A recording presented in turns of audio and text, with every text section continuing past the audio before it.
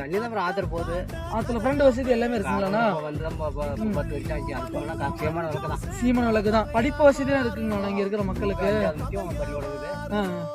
அப்புறம் அதுக்கு மேல கீழே இருந்த வரைக்கும் தெரிஞ்ச விஷயம் என்னன்னா, நம்ம போதமலை இருக்கிற மக்கள் எல்லாருமே வந்து பாத்தீங்கன்னா அவங்களுக்கு தேவையான உணவு வந்து அவங்களே வந்து பயிரிட்டு அறுவடை பண்றதா வந்து நான் கேள்விப்பட்டேன். அது எந்த ஆரியம் சாம தினை அதான் எங்களுக்கு இல்லைன்னா இது இல்லைங்க.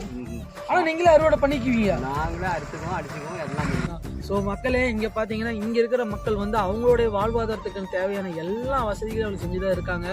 யாரும் மலையில் இருக்கிறவங்கள வந்து நம்ம யாரையும் வந்து அவங்க சாப்பாடுக்கு என்ன பண்ணுவாங்க ஏது பண்ணுவாங்க நம்ம நினைக்கவே தேவையில்ல.